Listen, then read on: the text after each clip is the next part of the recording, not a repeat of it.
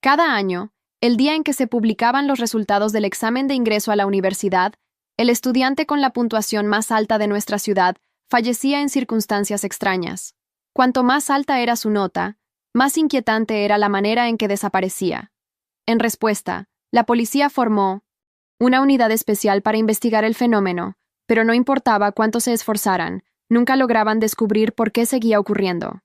Este video contiene una historia de ficción que aborda temas delicados como el duelo, la presión académica y el impacto emocional en jóvenes estudiantes. Samoa. Recomienda discreción. Contenido apto para mayores. El temor creció entre los estudiantes. Algunos comenzaron a bajar sus notas intencionalmente para no ocupar el primer lugar. Pero yo no. Estudié más que nadie y obtuve una puntuación perfecta, la más alta en la historia de nuestra ciudad. Porque hace 3 años, mi hermana fue la mejor puntuada, y algo terrible le pasó. Yo estaba allí, y lo vi con mis propios ojos. Desde entonces, juré que encontraría la verdad. Iba a hacer que los responsables respondieran por lo que ocurrió. Mi papá falleció el año en que nací. Desde entonces, mi mamá nos crió sola a mi hermana y a mí. Trabajaba en todo lo que podía para que no nos faltara comida ni educación. Muchos hombres le propusieron matrimonio, ofreciendo estabilidad económica y ayuda con la crianza. Pero ella siempre los rechazó. Tenía miedo de que nos hiciéramos daños y permitía que alguien más entrara en nuestras vidas. Por ella, mi hermana y yo estudiábamos con dedicación. Queríamos darle una vida más tranquila. 3 años atrás fue el turno de mi hermana de presentar el examen de ingreso. Para entonces, los incidentes relacionados con los primeros puestos ya eran conocidos por todos. Los estudiantes más destacados se sentían nerviosos. Sabían que había un patrón extraño alrededor de quienes ocupaban el primer lugar. Recuerdo haberle pedido que no apuntara tan alto, que tal vez era mejor no arriesgarse. Pero ella solo me sonrió y dijo: «He trabajado duro durante años para darte una vida mejor a ti y a mamá. No voy a echar todo a perder. No te preocupes, no me va a pasar nada».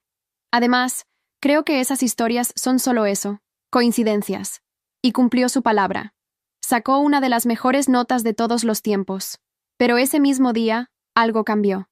En medio del silencio de la tarde, subió al tejado del edificio donde vivíamos. Yo la vi desde abajo, y también estaba mamá. No dijo ni una palabra. Solo nos miró. En su mano sostenía una hoja con una frase escrita: «Genevieve, hagas lo que hagas, no te conviertas en la mejor puntuada». Fue un momento que jamás olvidaré. Lo que más me desconcertó fue la reacción de mamá. No lloró. Solo se quedó quieta, mirándola con una expresión difícil de leer. Le pregunté por qué no lloraba, y su voz sonó extrañamente neutra cuando dijo: «Ella decidió ser la mejor. No hay nada que hacer». Eso me dejó helada. Mamá siempre había sido una mujer muy emocional, sobre todo con mi hermana. No entendía cómo podía mantenerse tan serena ante algo así. Lo que más me perturbó fue la mirada que mi hermana le dirigió justo antes de aquel momento. No fue miedo, tampoco resignación.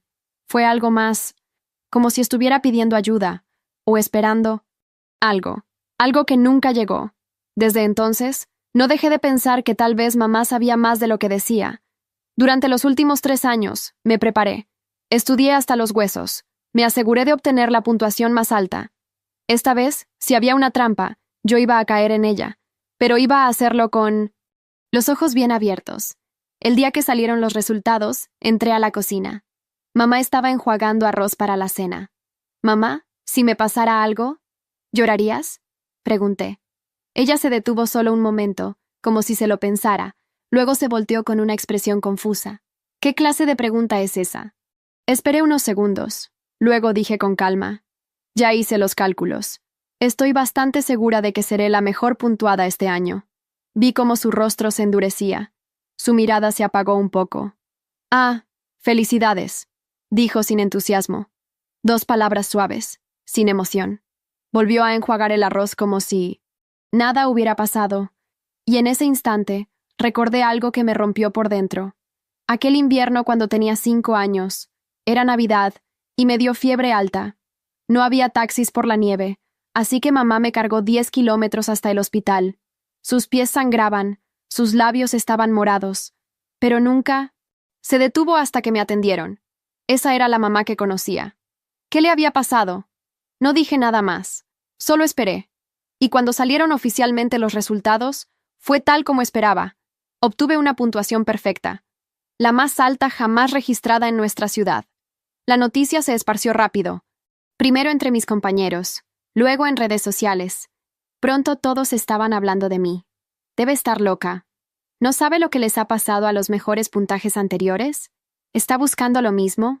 Su hermana ya pasó por eso. ¿Cómo pudo hacer lo mismo? Algunos sentían compasión por mamá.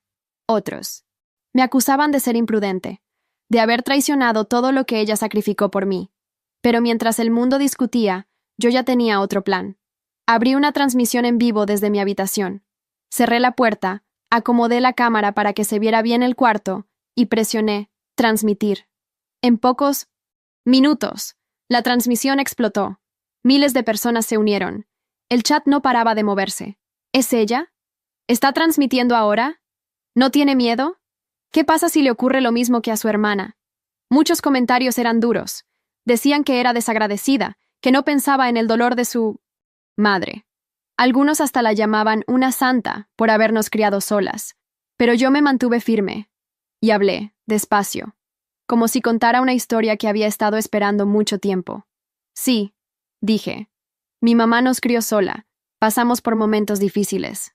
Hambre, frío, soledad. Pero mi hermana siempre fue fuerte. Siempre me decía, mientras estés viva, la vida puede mejorar. Ella creía que, con su esfuerzo, lograría darnos una vida distinta. Por eso no puedo aceptar lo que pasó con ella. Porque sé que no fue una decisión suya. Le mostré a la cámara un papel doblado cuidadosamente. Esto, dije, es lo que sostenía en la mano cuando la encontramos. Una sola frase escrita. Genevieve. Hagas lo que hagas, no te conviertas en la mejor puntuada. Respiré hondo. Sí, la letra coincidía. Y la policía confirmó que no había señales de terceros. Pero aún así, algo no encajaba. Miré a la cámara. Mi hermana nunca me llamó por mi nombre completo. Jamás. Siempre usaba mi apodo. Esto no lo escribió ella. Alguien más lo hizo para encubrir lo que realmente pasó. El chat estalló. ¿Cómo puedes estar tan segura? ¿Y si solo estás confundida? ¿Viste algo raro ese día? Pero yo no me detuve.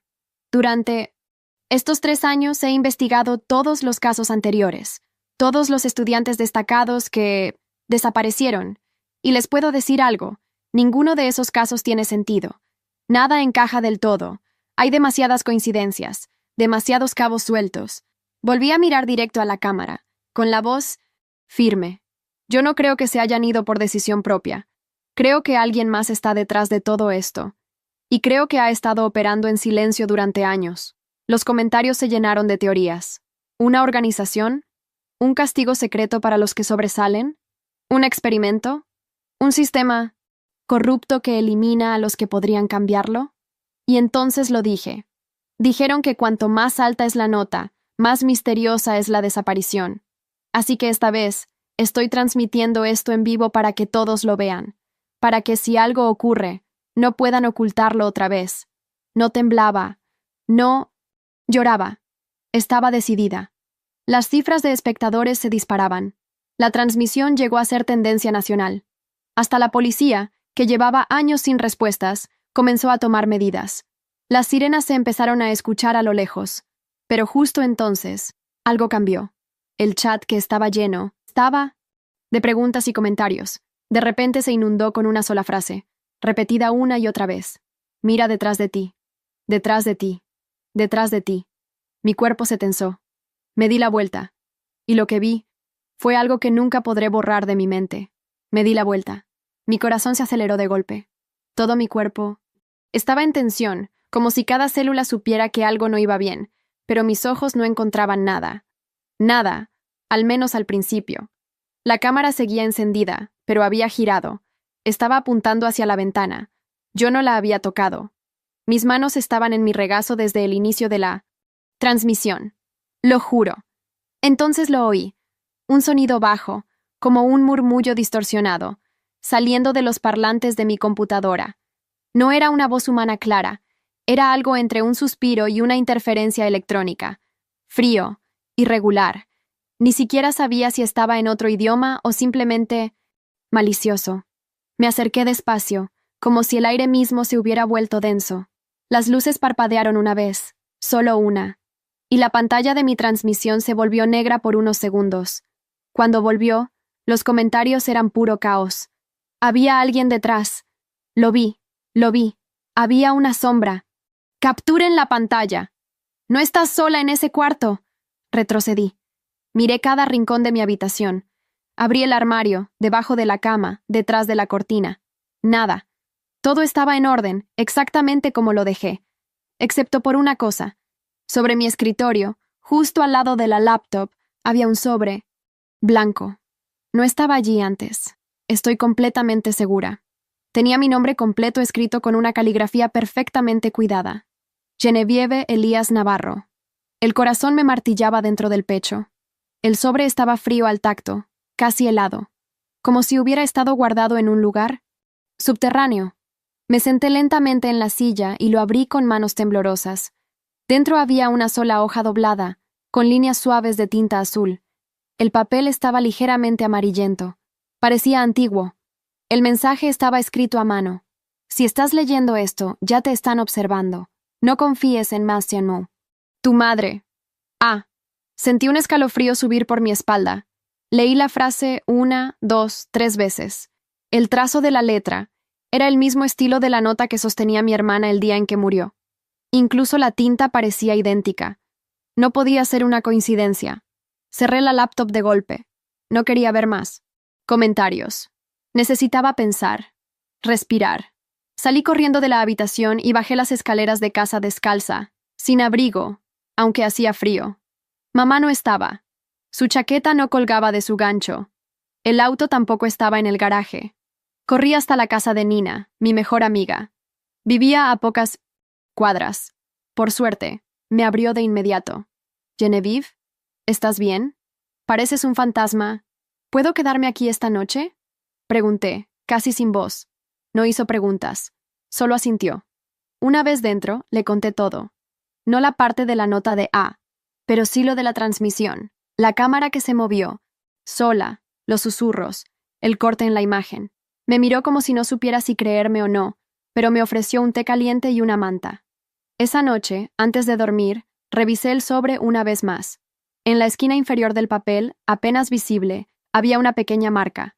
Una G con una línea cruzada. Como un logotipo. Lo anoté en mi cuaderno. Si era real, si alguien más sabía lo que estaba ocurriendo, necesitaba encontrarlo. Pero en ese momento, algo más me dejó helada. En el fondo de mi mochila, donde estaba el cuaderno, había otro papel, uno que yo no puse allí. Era una copia fotostática de un examen de ingreso.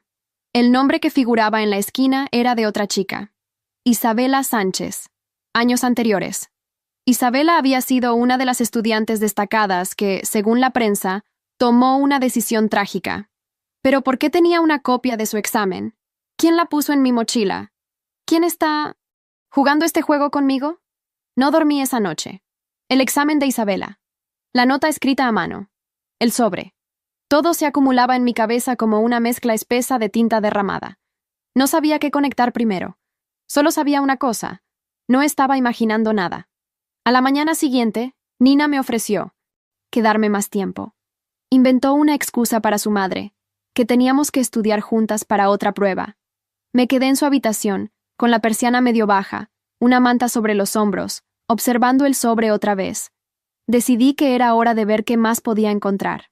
Conecté mi computadora portátil a una red segura desde el cuarto de Nina y comencé a buscar información sobre Isabela Sánchez. No había mucho. Una nota de prensa, una imagen antigua de ella sonriendo con uniforme escolar y una línea escueta. Tomó una decisión trágica días después de haber sido reconocida como la mejor puntuada de su generación. Nada más. Pero entonces recordé algo. Cada escuela de la ciudad tenía una pequeña sala de archivo físico, vieja, polvorienta, pero olvidada.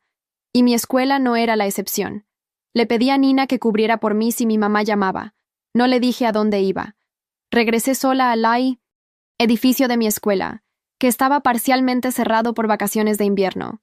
Pero tenía una copia antigua de la llave del club de lectura.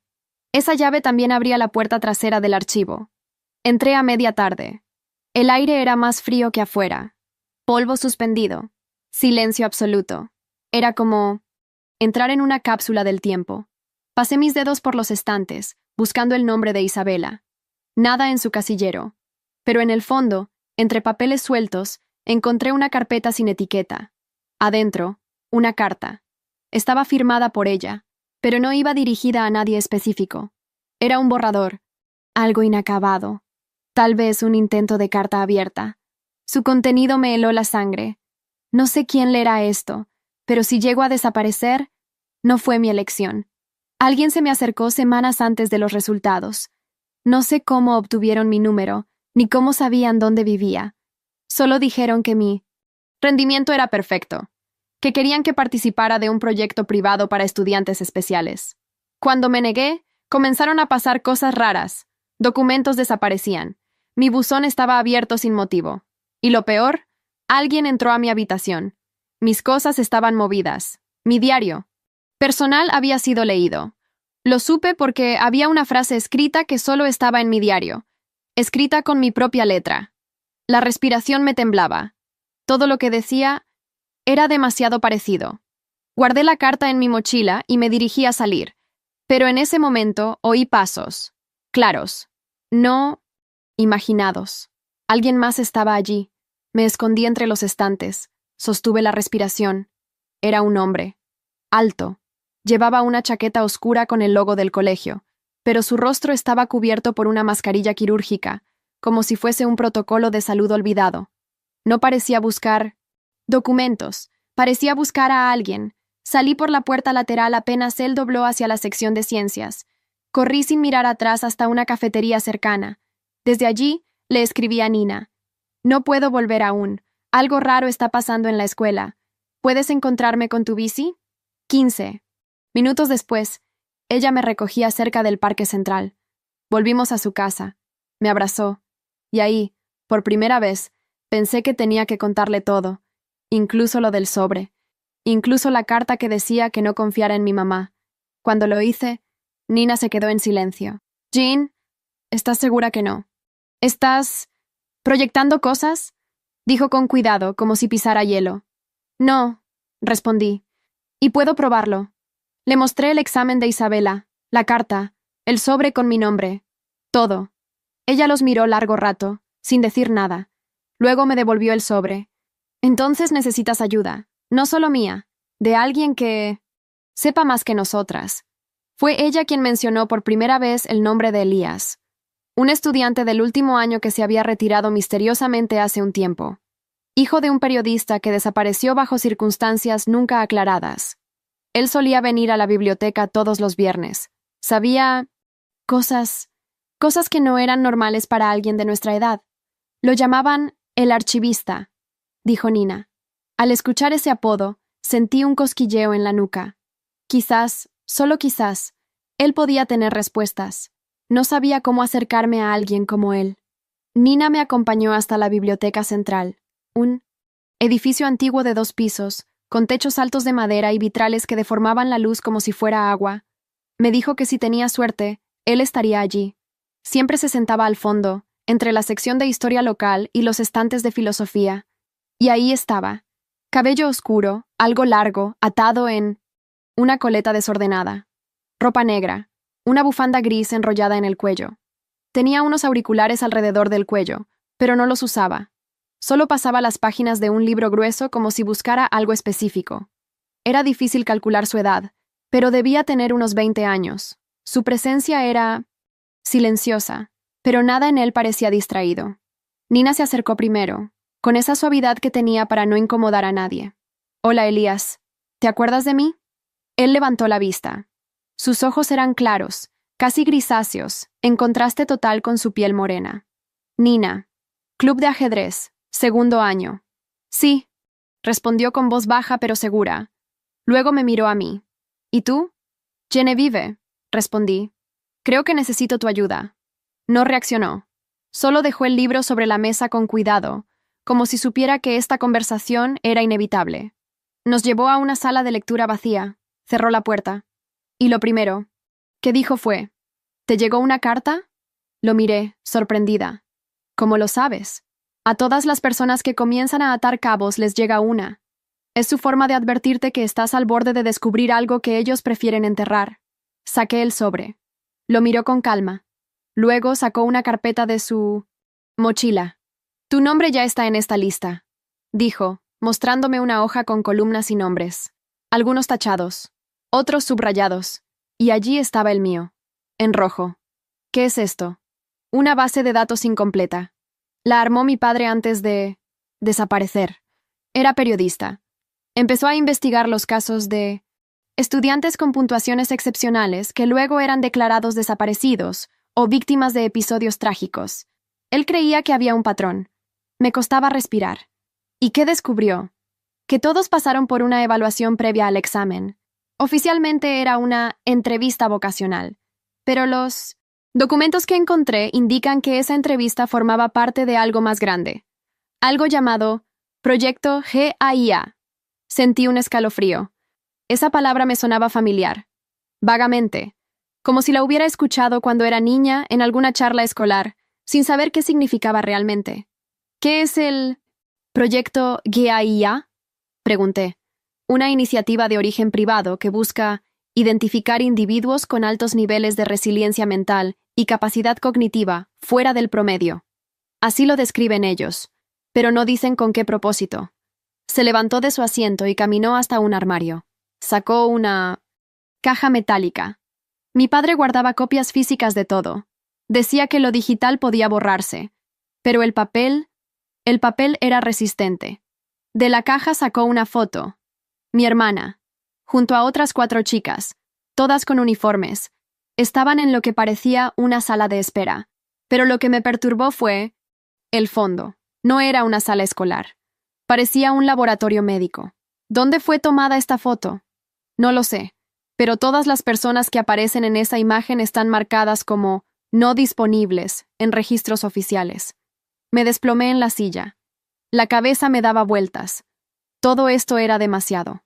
Elías me ofreció un vaso de agua. Su forma de moverse era cuidadosa, casi como si tuviera entrenamiento para evitar hacer ruido. Tienes que mantenerte fuera de la red por un tiempo. No uses tus cuentas. No regreses a tu casa. Pero mi madre, Genevieve, me interrumpió suavemente, sin agresividad. ¿Estás segura de que ella no lo sabía? Esa pregunta me golpeó en el pecho.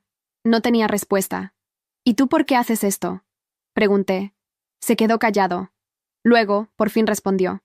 Porque todavía no sé si mi padre está muerto. La frase quedó flotando entre nosotros. Ni él ni yo dijimos nada más durante varios minutos. Cuando nos fuimos de la biblioteca, el cielo estaba cubierto de nubes grises. Elías me acompañó hasta la casa de Nina. Caminamos sin hablar, pero su presencia junto a mí me hacía sentir por primera vez en días que no estaba sola en esta lucha. Cuando nos despedimos, se limitó a decir: «Mañana te mostraré la siguiente pieza, pero prepárate, no va a gustarte». Y se fue, desapareciendo entre la neblina de la tarde como una sombra antigua. A la mañana siguiente, me reuní con Elías en un lugar que él eligió, un cibercafé abandonado que seguía funcionando, porque el dueño, según me dijo, era uno de los últimos románticos de los datos no rastreables. Parecía el escenario de una película de los 90. Computadoras gruesas, teclados amarillentos, ventiladores haciendo un zumbido constante. El lugar olía a café viejo y papel húmedo. Aún así, allí me sentía más segura que en casa. Elías ya estaba esperándome. Tenía una carpeta en la mano y la misma expresión de siempre, tranquilo, pero alerta. «Antes de mostrarte esto», dijo mientras se sentaba frente a mí, «necesito que entiendas una cosa. Todo lo que vas a ver existe. No es teoría. No es exageración. Es real. Lo tengo todo respaldado en papel». Asentí, sin respirar. Abrió la carpeta y sacó una hoja con membrete oficial. Ministerio de Educación, sellos múltiples, y una palabra en mayúsculas subrayada varias veces, GAIA. Este programa se originó hace 12 años como una colaboración entre el gobierno y una red de inversionistas privados. Su nombre es un acrónimo: Grupo de Adquisición e Integración Académica. Suena inofensivo, ¿verdad? Lo miré esperando que siguiera. Pero en los documentos internos lo llaman otra cosa: Gestión Avanzada de Individuos Autónomos. Un proyecto piloto que busca identificar perfiles que podrían tener un tipo de pensamiento no moldeable. ¿Y eso es un problema? Para ellos, sí, porque esos individuos tienden a cuestionar todo, a no obedecer sin preguntar, a buscar verdades. Personas así no encajan en los moldes de liderazgo controlado que ellos quieren construir. Me mostró una tabla. Eran perfiles de estudiantes, clasificados en colores. Los rojos son los que sobresalen demasiado. Puntajes perfectos, cero antecedentes de conducta. Nadie se preocupa por ellos, hasta que su nombre aparece como número 1. Y entonces, son marcados. ¿Marcados para qué?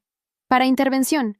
Primero psicológica, luego digital, luego desaparecen. No pude evitar pensar en mi hermana.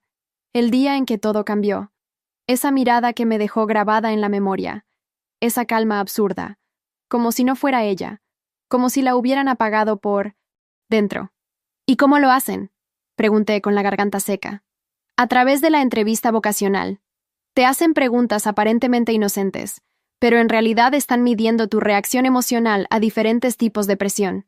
Si tienes el perfil R, te incluyen. Si das señales de resistencia, te vigilan más de cerca. Sacó una foto. Era un edificio. Un complejo aislado. El archivo indicaba que estaba en las afueras de la ciudad. No tenía nombre, solo coordenadas. Creemos que ahí llevan a los estudiantes, para una evaluación más profunda. Elías cerró la carpeta. Yo estuve allí. Me congelé. ¿Qué? Hace 2 años. Me ofrecieron una beca para un programa de verano. Cuando llegué, supe que no era una beca común. Nos hacían pruebas. De memoria, de resistencia mental. No dormíamos más de 3 horas. Todo era grabado. ¿Y cómo saliste? Mi padre intervino. No sé cómo lo hizo, pero logró sacarme. A los pocos meses, desapareció. Esa última frase cayó sobre mí como una piedra. Lo miré, y por primera vez vi algo detrás de su calma. Rabia. Dolor contenido. ¿Por qué me ayudas, Elías? Su respuesta fue sencilla. Porque tú eres como yo, y porque si no detenemos esto ahora, nadie más lo hará. En ese momento, su celular vibró. Miró la pantalla y frunció el ceño. Es un contacto mío.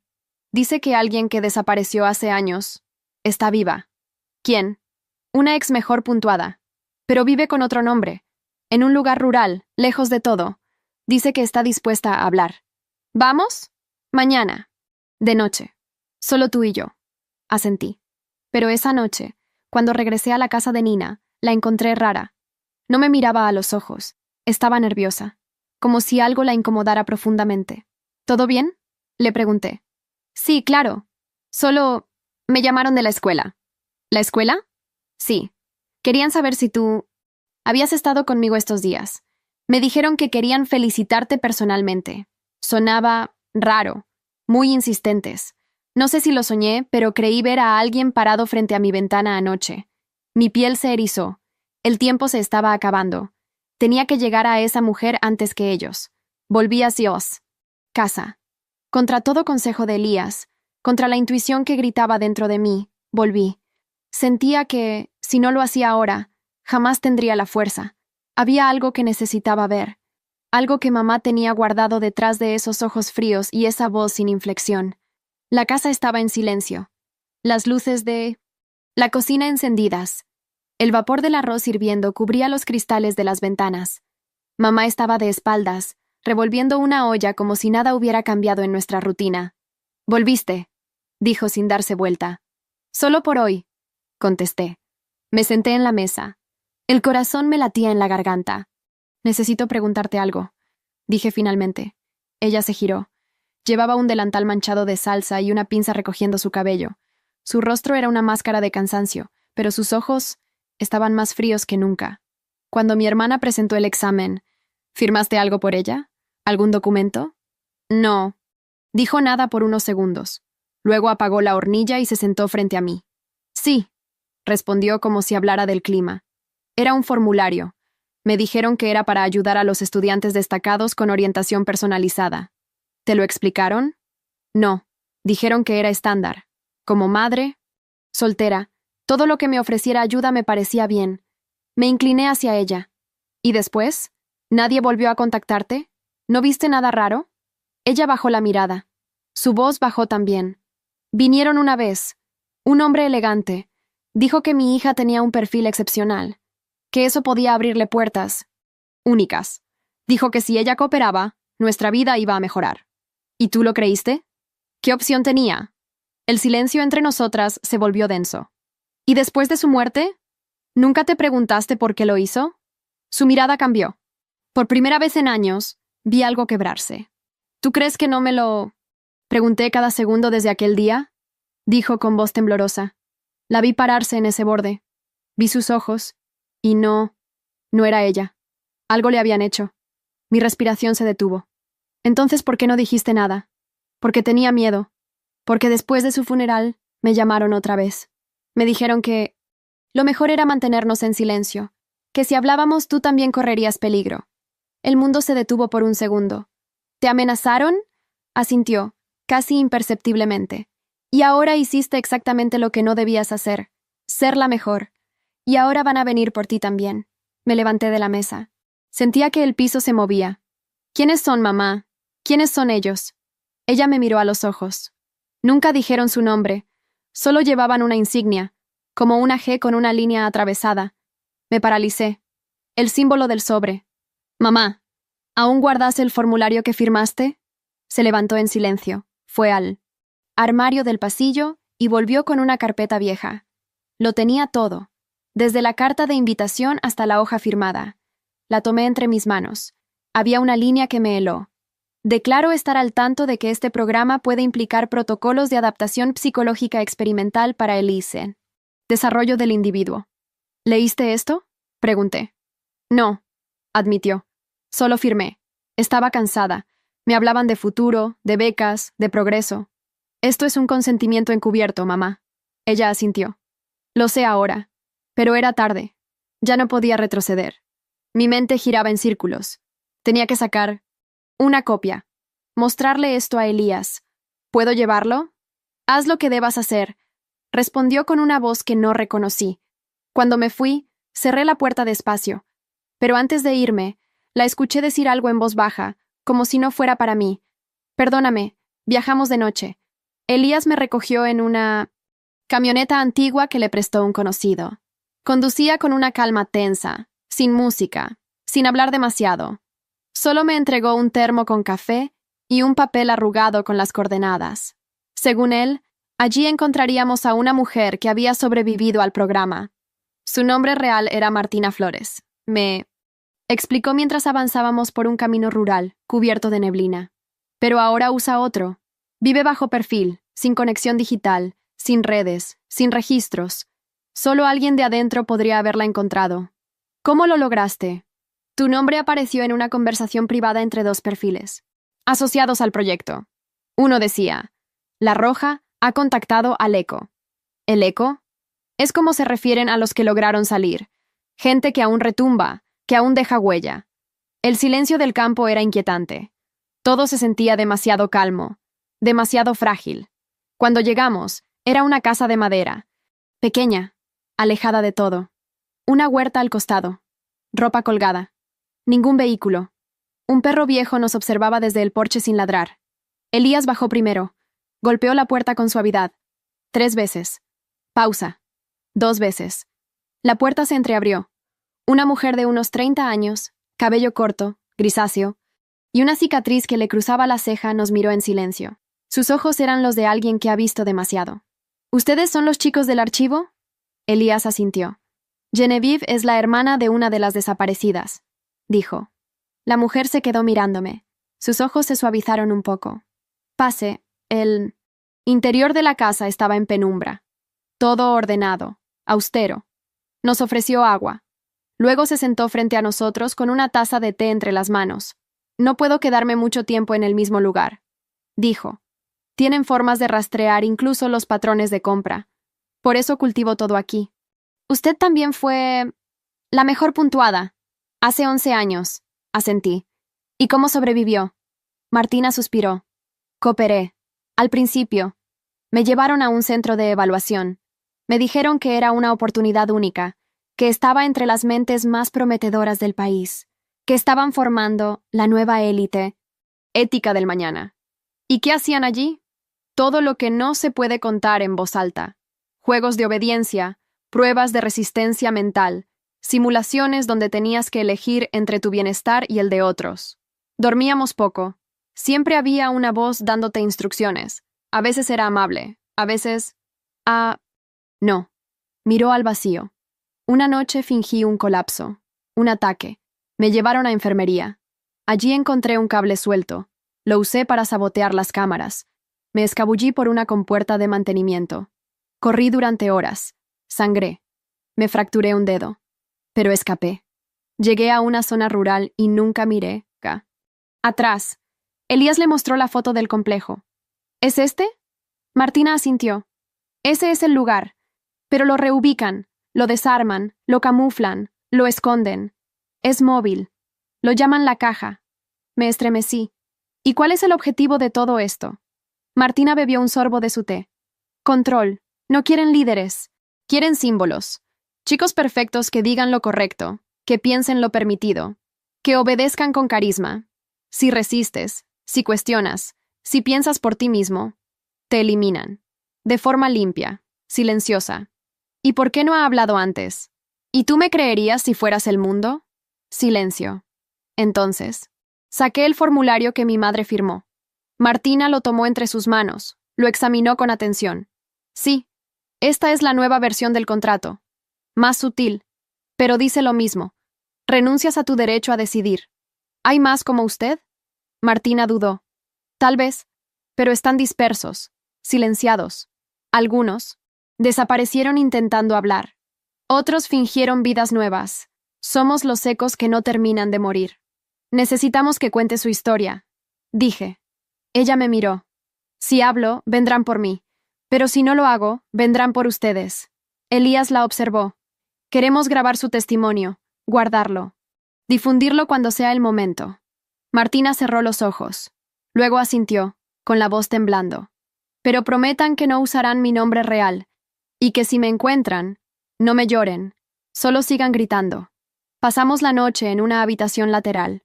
Martina nos ofreció colchonetas y sopa. No dormí.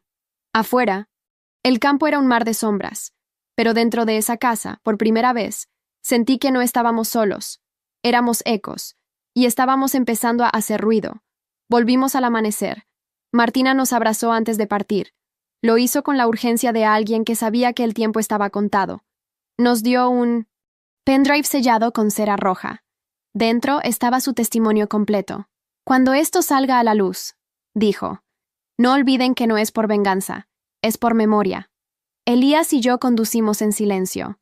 La ciudad seguía en pie, como si nada estuviera por explotar. Ese mismo mediodía, recibí un correo del Departamento de Educación Nacional. Me informaban, con palabras formales y elogios vacíos, que estaba invitada a una ceremonia de honor especial por haber logrado el puntaje más alto en la historia del sistema. El evento sería transmitido en directo desde un centro cultural de la capital. Es una trampa, dijo Elías de inmediato. Lo sé, respondí, pero voy a ir. Genevieve, quiero que todos lo vean, que el país vea lo que ellos consideran un logro. Nos preparamos con cuidado. Llevé ropa formal, camisa blanca, chaqueta negra. Elías me ayudó a esconder una microcámara dentro del broche de mi cabello. También instalamos un sistema de retransmisión en la nube. Si me desconectaban, el video seguiría. A la hora pactada, un vehículo oficial vino a buscarme. 2 personas me esperaban dentro. Una mujer de cabello recogido y un hombre calvo, ambos vestidos igual, con una sonrisa programada. No dijeron sus nombres. El vehículo no tenía identificación.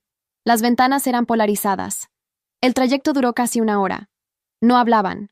Solo intercambiaban miradas como si cada movimiento estuviera cronometrado. Al llegar, no reconocí el edificio. No era un centro cultural. Era una estructura. Moderna. De concreto gris. Sin logotipo. Por dentro, todo era silencioso. Las paredes blancas. Las luces frías. Me guiaron a una sala donde me esperaba un grupo de personas sentadas tras un largo escritorio. Todos con máscaras blancas, sin expresión. Una mujer con voz modulada me indicó que debía leer un texto en voz alta frente a cámaras. Era un discurso de agradecimiento por la excelencia académica. Tomé el papel. Lo leí, pero no el texto que me dieron. Mi nombre es Genevieve Elías Navarro, y si están viendo esto, es porque sobreviví lo suficiente para hablar. Lo que hoy me premian como mérito es en realidad el resultado de un sistema que elimina a quienes piensan demasiado. Mi hermana fue una de ellas, y yo no me voy a quedar callada. Hubo un murmullo. 2 personas se levantaron. Una alarma sutil sonó desde alguna parte. Seguí hablando. El proyecto GAIA es real. Tengo pruebas. Tengo testimonios. Y ahora, todos ustedes también los tienen, porque esta transmisión se está retransmitiendo a miles de personas en tiempo real. En ese momento, Elías, desde un café en la ciudad, activó los canales: YouTube, redes sociales, foros, blogs, el testimonio de Martina, documentos escaneados, capturas, nombres. El caos empezó en segundos. Los espectadores en la sala se pusieron de pie. Algunos intentaron cortar la transmisión, pero era tarde. Un hombre con una máscara dorada se acercó a mí. Esto es un error grave, señorita Navarro. No, esto es solo el principio. Entonces las luces se apagaron. Oscuridad total. Un zumbido en los parlantes. Después, silencio.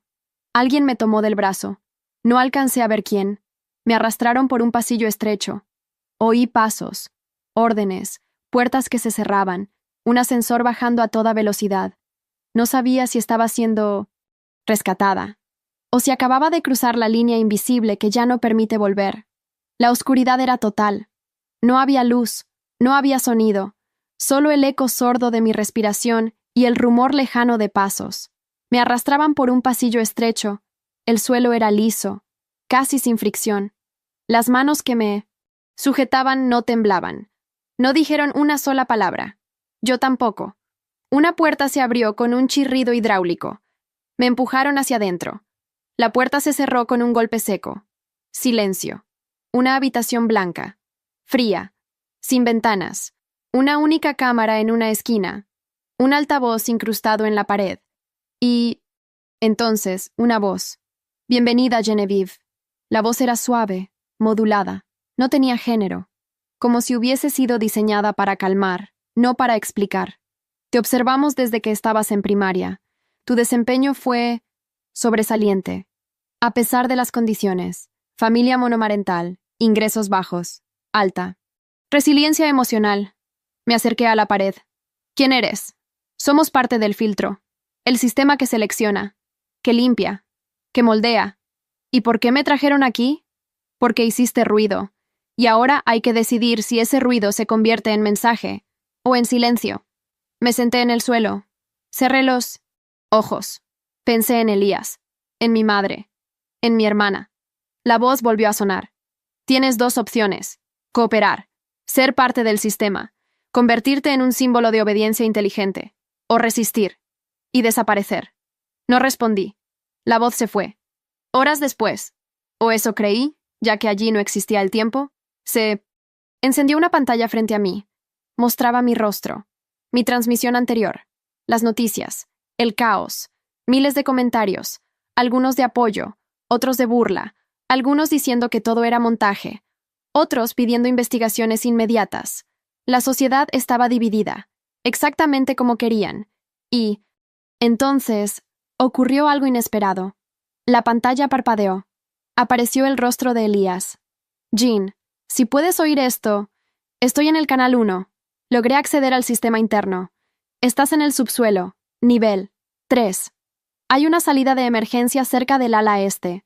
Solo tienes que ganarles tiempo. ¿Cómo? ¿Lograste esto? Pregunté en voz alta, sin saber si me oía. Entonces, algo hizo clic. La puerta se abrió. No pregunté por qué. Corrí.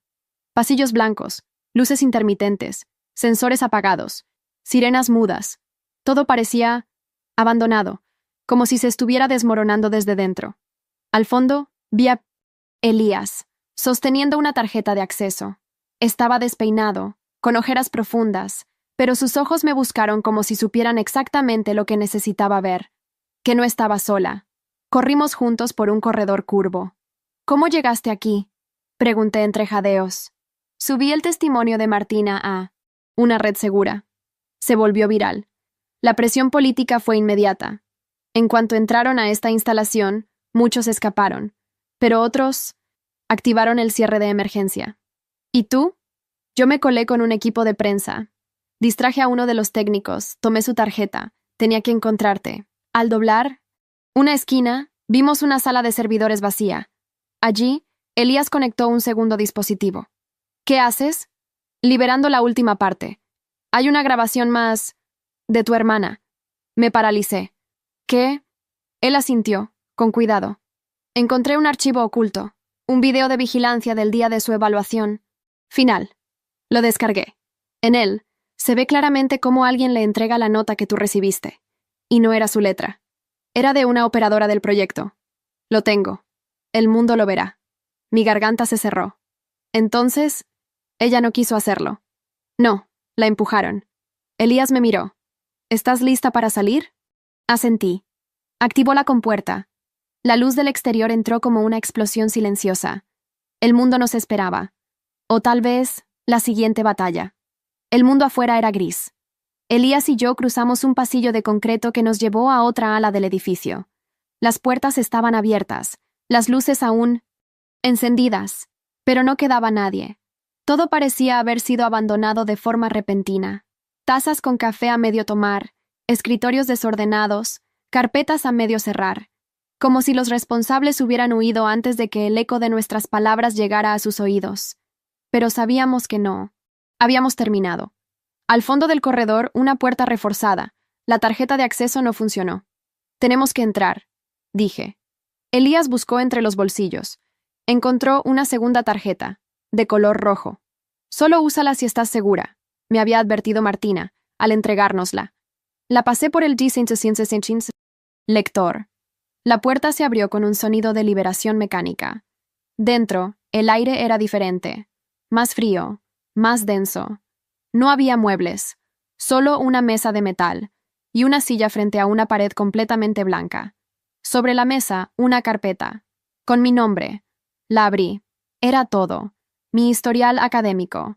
Fotografías. Grabaciones de audio. Evaluaciones psicológicas desde los 8 años. Notas tomadas en reuniones privadas con docentes. Todo lo que alguna vez pensé que era casual, estaba ahí. Cada gesto observado. Cada reacción registrada. Mi vida era un archivo. Y este era su cuarto blanco. Aquí decidían quién sobrevivía y quién no, dijo Elías. Lo sabía, lo sentía. Esta habitación no era una sala de control, era una sala de sentencia. En ese momento, la pantalla en la pared se encendió sola. Una cara apareció. No era real. Era una imagen generada por inteligencia artificial. Ambigua. Perfecta. Sin edad, sin género. Solo ojos que no parpadeaban. Genevieve Elías Navarro, dijo una voz sintetizada. Has cruzado todos los umbrales. Has vulnerado todos los protocolos. Y aún así, permaneces. Me quedé de pie. ¿Quién eres? Soy el resultado de un sistema de evaluación automatizada. Mi función es decidir si eres una amenaza o un recurso. ¿Y cuál es tu decisión? No depende de mí. Depende de ti. Se mostró en pantalla una nueva opción. 2 casillas. 1. Aceptar la oferta. 2. Rechazar y eliminar archivo. Si eliges aceptar, explicó la voz, serás reintegrada al sistema como figura pública. Te convertirás en un modelo a seguir. Conocerás el alcance real del proyecto. Serás su rostro. Y si no, tu archivo será destruido. No dejarás rastro. Nadie sabrá que alguna vez exististe. Ni tú, ni tu hermana, ni los demás. Todo será borrado. Mi corazón golpeaba en mi pecho. Miré a Elías. Él no dijo nada. Solo me observaba, con los puños cerrados. ¿Y qué pasa con la gente allá afuera? Pregunté. Ellos olvidan rápido, pero tú no. Y por eso estás aquí. La pantalla mostró por un instante el rostro de mi hermana. Luego, se desvaneció. Volví a mirar las opciones. Y comprendí que esa era su verdadera prueba final. No era sobre inteligencia, ni siquiera sobre obediencia. Era sobre legado. No quiero ser su rostro, dije. Entonces serás su eco, respondió la voz, y desapareció. La sala comenzó a apagarse. Las luces titilaron. Un contador apareció en la pared. 30 segundos. Tenemos que irnos, dijo Elías. Corrimos.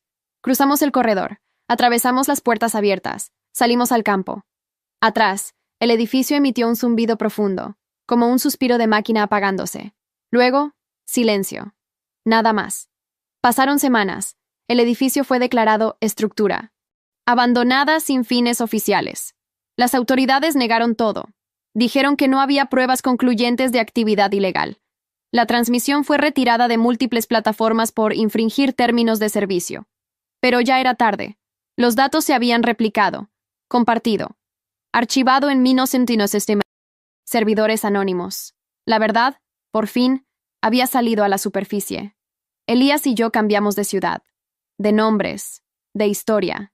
Vivíamos en un apartamento pequeño sobre una panadería que olía a vainilla todas las mañanas. Él escribía, yo leía. Por momentos, lográbamos olvidar que alguna vez fuimos parte de algo más grande que nosotros, pero luego despertaba en la madrugada, con el eco de aquella voz artificial aún flotando en mi cabeza. Entonces será su eco.